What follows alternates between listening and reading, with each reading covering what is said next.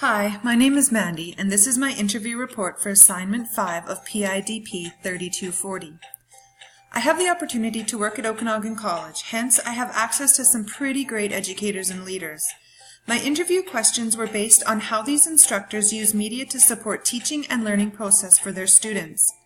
I will review a variety of questions about how the instructors use media and the role of copyright in their teaching practice.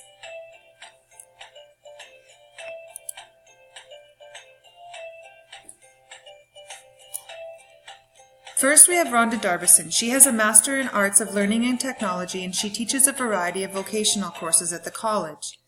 Dr. Brian White has a PhD in molecular biology and teaches first and second year biology courses at multi-campuses.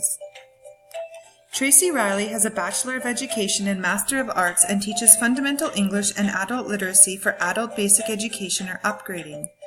The results I gained from all three perspectives encompass many philosophies and student outcomes across many disciplines. So firstly, Rhonda. Rhonda reviews requirements of why and how you reference materials and provides the students with the institutional policy on copyright and plagiarism.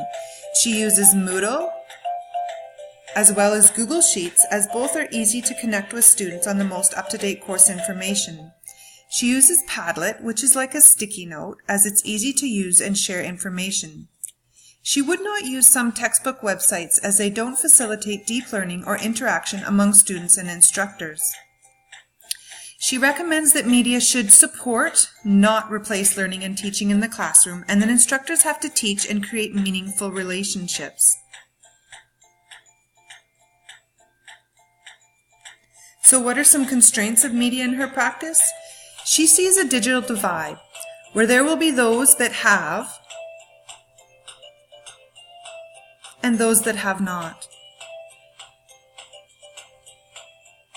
Some of the best practices for media use and development she finds is to be present and engaging with students regardless of the media that is being used. And what does she see that the future holds for technology and media? She sees in her courses that media and technology is the way of the future, and it will only increase in use in any of the courses she teaches. So next for Brian, and how does Brian view copyright or come into play with his students? He teaches university first-year biology courses, and he reviews what plagiarism and copyright are and the institution policy and consequences. Brian deals more with plagiarism than copyright. He brought up a point that I had never heard before, and that is self-plagiarism, where a student completes an assignment for one course, hands it in and gets marked and feedback, and then uses that assignment for another course.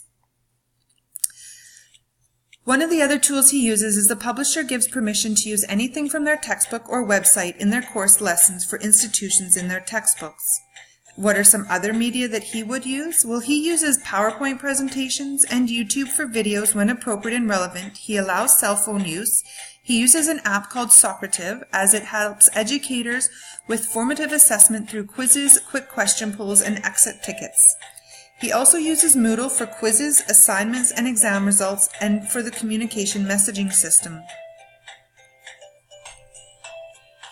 One thing he would not use is the Moodle gradebook, as it can skew results and marks. So what does he use the role of media in his teaching and learning process? Well, he views it as a method of communication, as well as an alternate source of information to clarify and aid in different learning styles. He realizes that media can be an efficient use of instructor time by having online assessments that are self-marked. He realizes the initial prep time is more, but the benefits in the long run are more productive use of time. So what are some constraints of media he views in his practice? He realizes that instructors don't have the support or time to learn new methods of media or technology, and sometimes there is so much information that needs to be delivered in a lecture and lab that adding any additional media takes away from required learning material. Some of his best practices: Brian will walk through Moodle with students in class and encourage them to attend the Moodle info sessions. He will also train the students to be adaptable and incorporate technology into their learning. And what does he see the future holds for technology and media? Well, he knows that online learning will increase in registrations as students can learn at their own time and pace. And he is working on integrating an app on a cell phone that will work in unison with a microscope for increased learning and collaboration no matter where the student is located, as long as they have data or Wi-Fi. So Tracy, And how does Tracy view copyright and come into play with her students and instruction? She reviews academic integrity with a PowerPoint presentation that she has created.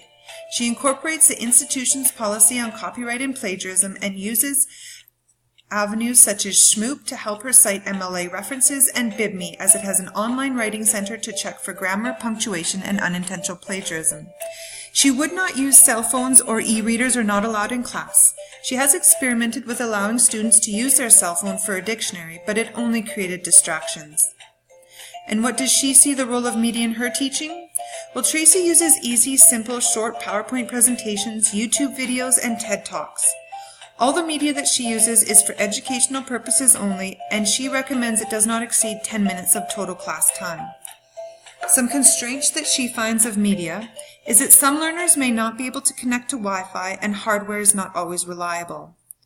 Her best practices are that media and technology has to be very interactive and include lots of graphics. And media has to be matched with a hands-on activity in order to activate the mind and open discussion and communication. So what does Tracy see the future holds for technology and media within her teaching? Tracy will always promote hard paper version books, as she wants the students to look, see, and feel the book. And she realizes that learners need to trust and have encouragement from a real person in their learning environment. So I'd like to shout out a big thank you to Rhonda, Brian, and Tracy for taking the time to sit and discuss how media and technology play a role in their teaching environment. All agreed that the use of media will only increase in the future as it creates an avenue of learning at a time and place that will help the students to excel and reach their goals regardless of where they live.